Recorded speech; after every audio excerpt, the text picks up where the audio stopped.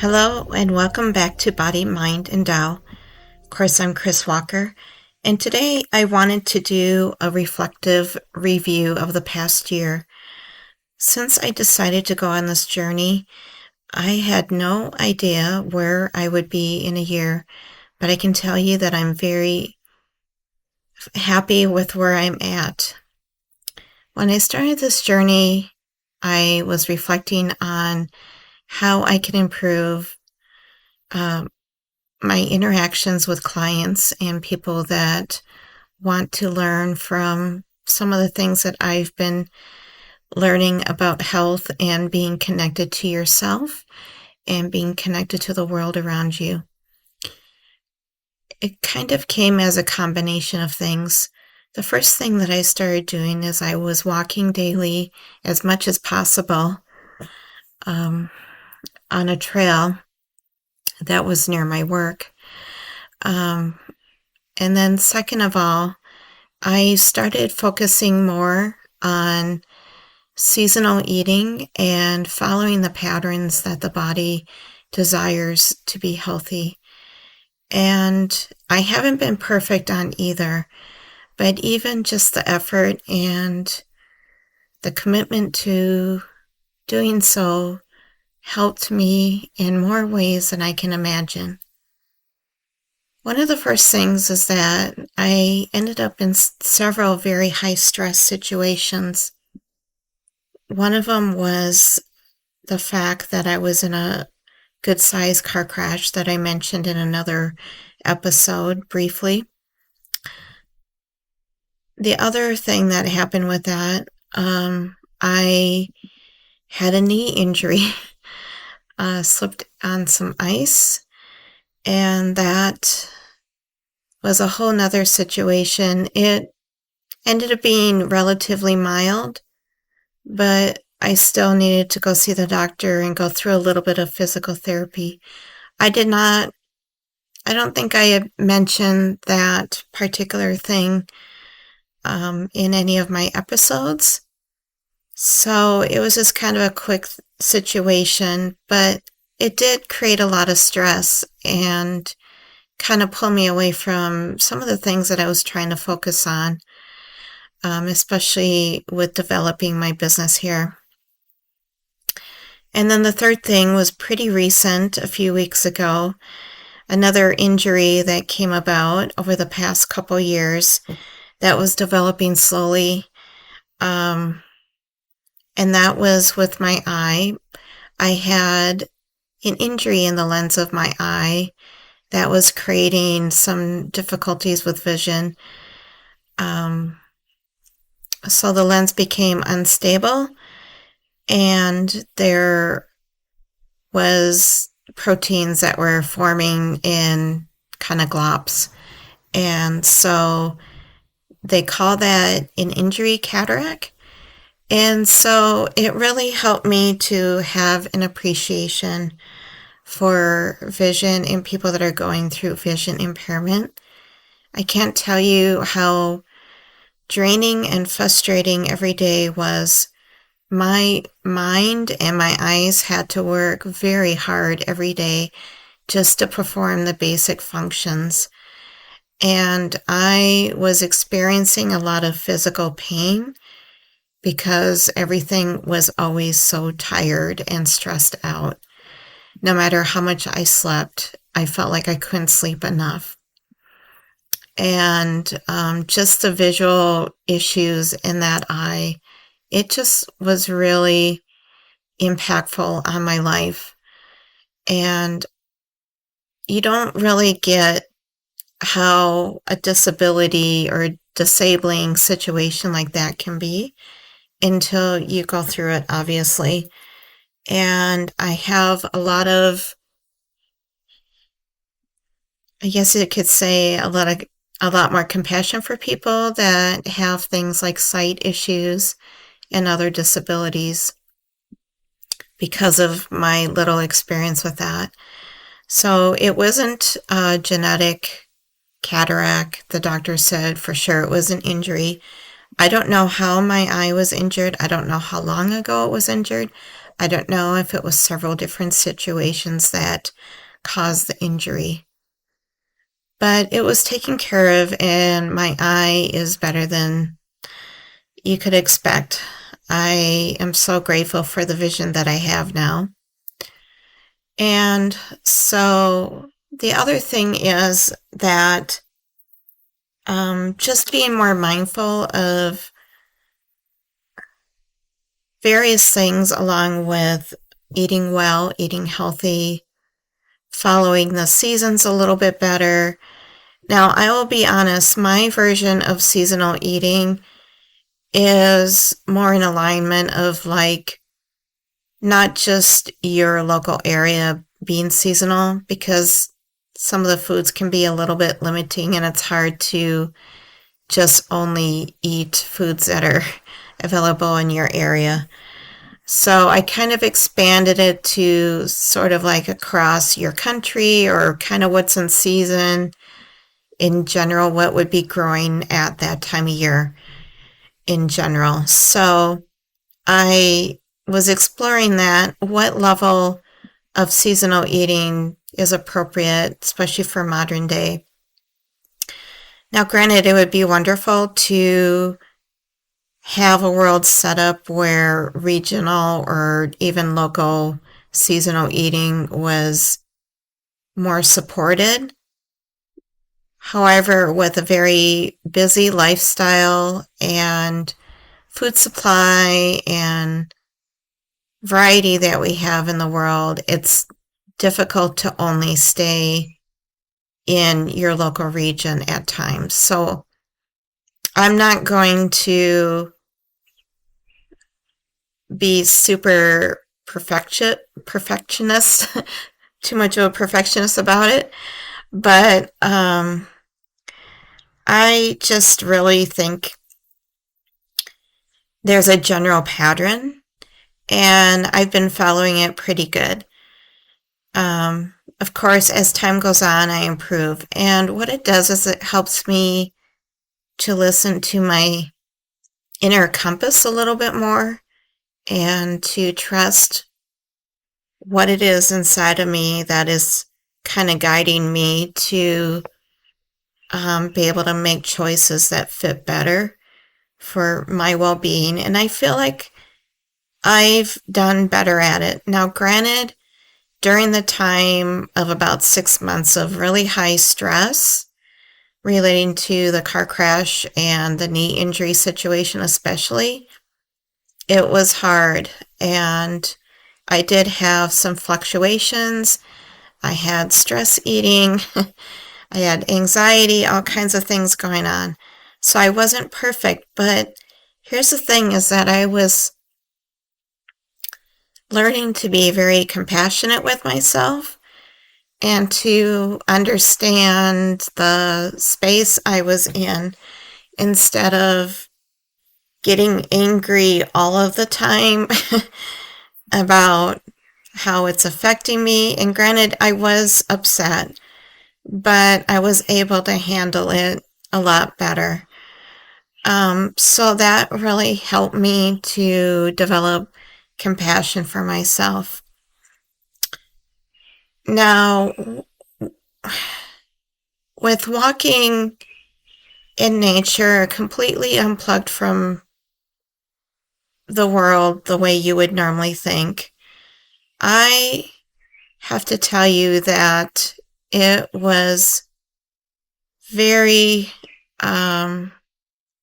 healing. And it's so hard to explain how healing it is to be connected to nature and listening and observing and learning how the environment around you, the lake or water, the air, the sun, the movements of the wind, the clouds, the colors in the sky, the trees, the animals, the various plants, all of it, how they interact and change over the seasons has been incredibly healing. It helps me to be more connected to myself inside and to acknowledge that I can be connected to the earth and have more meaning in my life and feel more grounded. You know, a lot of people say these kinds of things, but it's really hard for anybody to describe how that goes about. So, for instance, last mid-July, I started the walking. So I'm just like a week or two off from being a year. And, you know, the animals were very busy. They all had their homes.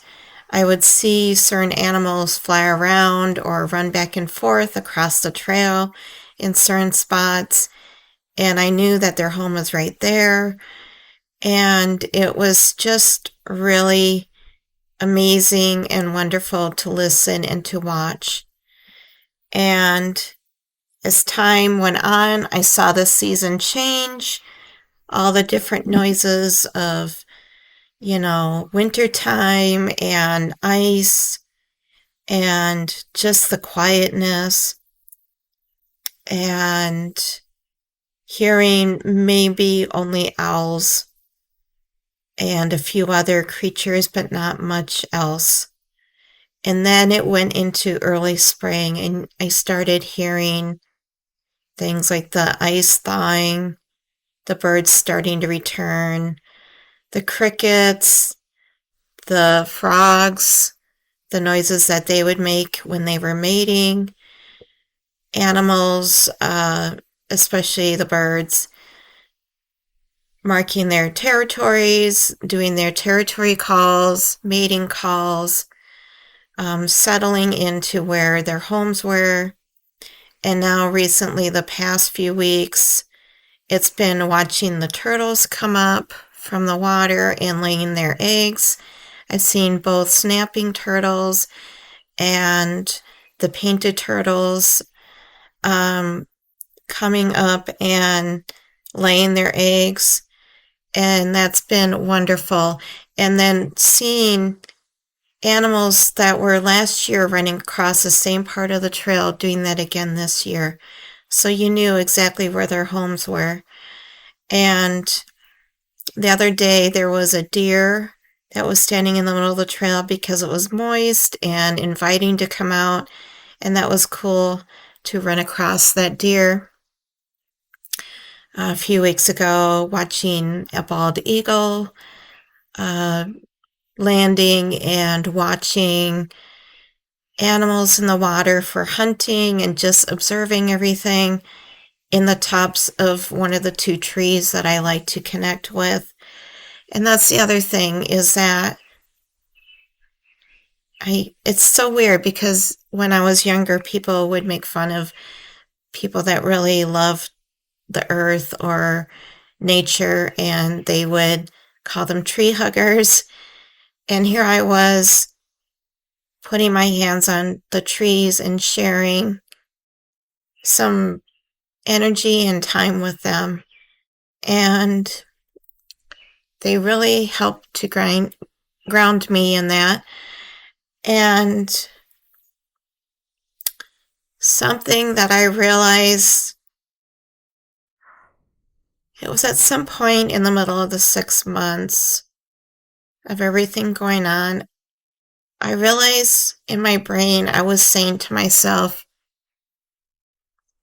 wow, I really do love myself.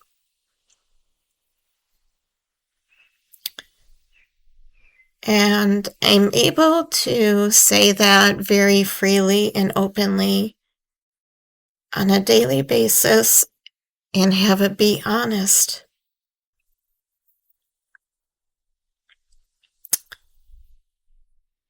And Through the Taoist teachings and a lot of other wise teachings, they teach us that the greatest love we could have is love for ourselves.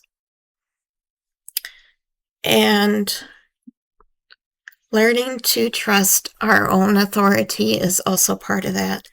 I'm still working on that, but I've come a long ways. And so this episode is just expressing that love for myself and letting you know that it is possible to come out of anxiety and frustration and pain and any other discomfort that you have in life with some of the most simplest things in the world. Detaching from the busyness and the things that distract you from being connected to who you are inside is the key to learning to love and trust yourself again. I'm hoping that this next year will even be more of an improvement on all of these things. And I'm so grateful because I've been able to set boundaries. I've been able to speak up for myself better. I've been able to share myself more genuine and sincere, and have more integrity and think through things better. I enjoy the quiet more. I enjoy doing things that matter to me instead of what others tell me I should be doing. All of these things happen because I simply took the time to walk in nature and observe it, and to realize that I'm a part of that, and I'm always welcome to be there. Combined with learning to listen to my body and to take better care of it so that I can be the best for me, not for anybody else, but for me, because that's what matters. So I hope that the things that I'm sharing with you and making an effort to teach you are helping in some small way, helping you to know that you are loved. But it's not necessarily loved by other people. You are loved by that inner person more than you can imagine. So that was just my main message for today. I hope that you take this into consideration in your life and do all that you can to head in the right direction, to start being able to say honestly that you love yourself. And if you can't do that right now, that's okay. Go somewhere that you find great joy, especially out in nature. Connect to those things that matter to you. It may not be a trail for you. It may be out on the water, in a boat, sitting quietly out there. It might be in the mountains. It might even be in a desert. It doesn't matter, whatever it is. Go to a spot that means something for you. Even if you live in a large city and all you have is a park, go to that park and just listen to the birds or watch people and just kind of observe. Take the earbuds off, put the phone in your pocket, and just relax and watch and learn. And you will be amazed at how different you feel about your life over time. I can tell you that healing can happen for anybody. Thank you for joining me today on this last little bit of an adventure for the year, I'm going to try to be a little more diligent in posting episodes. But for right now, as you can see, it's been a very eventful year. And so hopefully things will settle down enough that I can share more of what I've been learning. Until next time, much love and blessings to you. And you can contact me or leave a message at the bottom. As always, have a great day, and we'll talk to you soon.